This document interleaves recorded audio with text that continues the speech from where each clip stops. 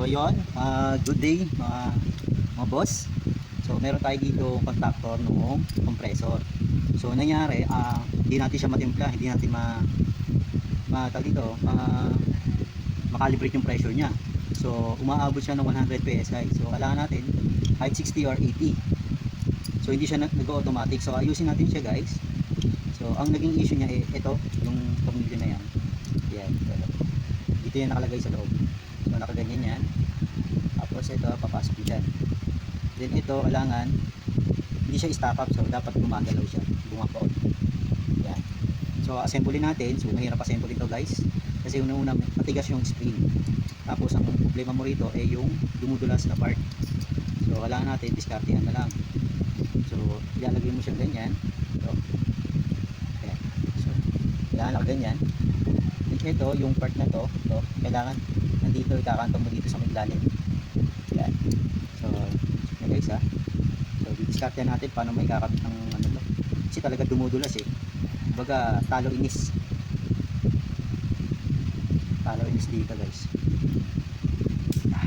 Yan, di sinasabi sa inyo, guys. Yan.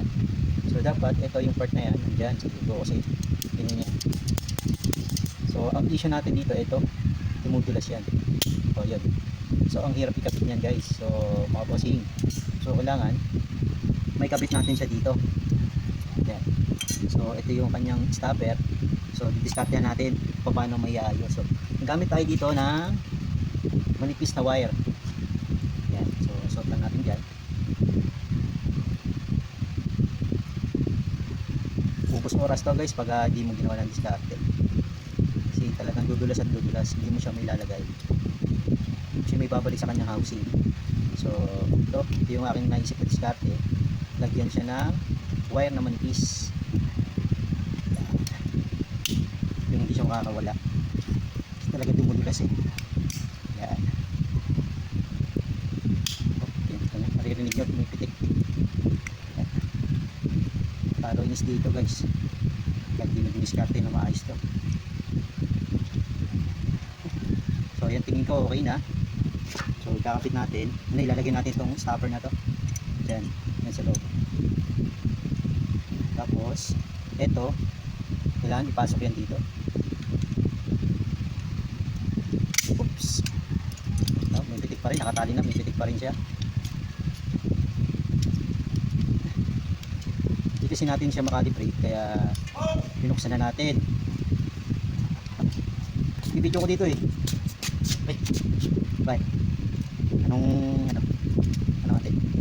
Isa naman, ano ba yan? Parang ganyan yung factor para makontrol niya yung hangin ba. Umalis ko. Sanay. Ayan, pikapit talaga ito.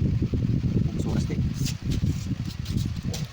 Kapit mo. Nakapit ko nga Nakakapit na Ay, dami pala dito no? Ito. Ano tawag ito? Dahil. Ay, nais ko rin para pagka na-ibig sila kapit ka. Para ito.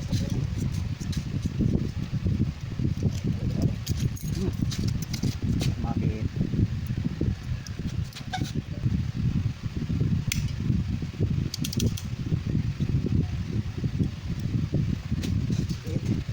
Six by.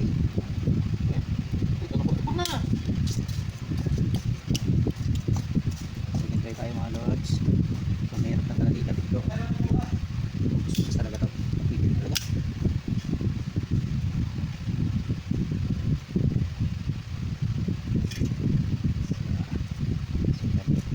Diyan natin siya nilagyan ng tali sa kabila. Kasi laging may gas. So para pagka naikabit natin ito mamaya, atakin na natin natin. Saka nilagyan natin, guys. Ayan, ito nakakalas. Diba? Alright.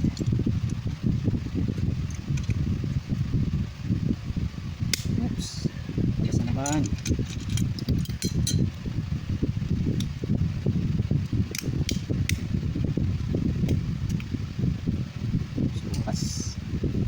Ubus oras.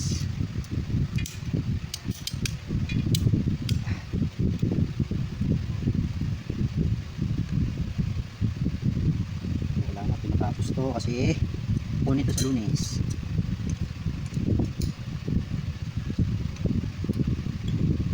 air pikapit yan guys, itong spring na yan, saka pagbalik. Pares okay na, yan, mukhang okay na. Babalik na natin siya dito. Sabayan na natin yan, tanggalin ng tali. Pamili muna natin.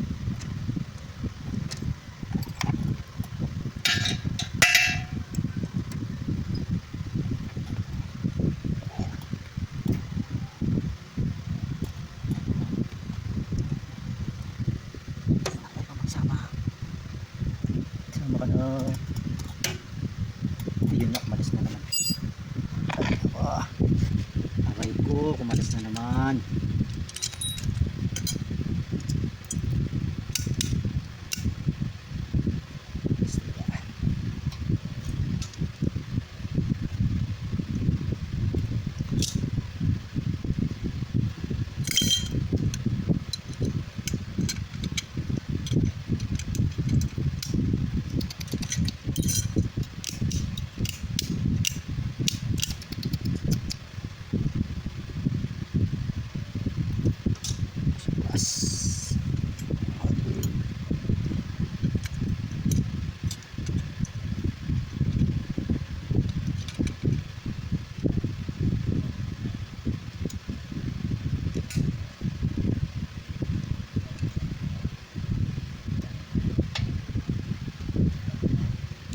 Dry until you succeed. Huwag kang kakalas. Kabila natin. Yan naman, nagpitan natin ito sa kabila.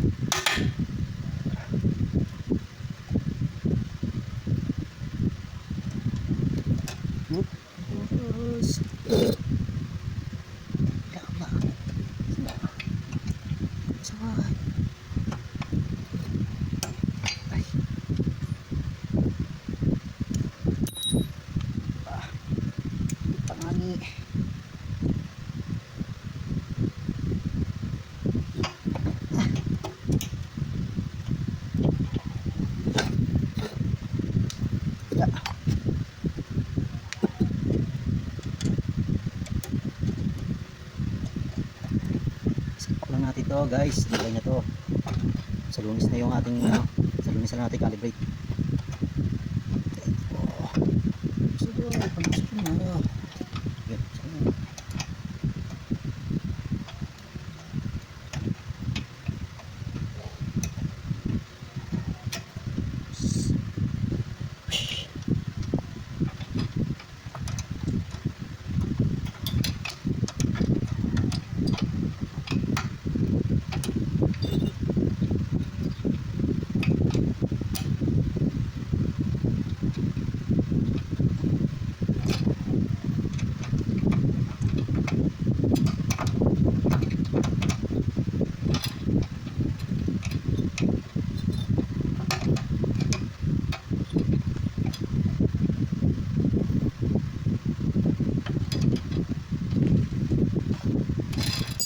So, ito na guys. Okay na ating contactor. I'm praying on you tonight.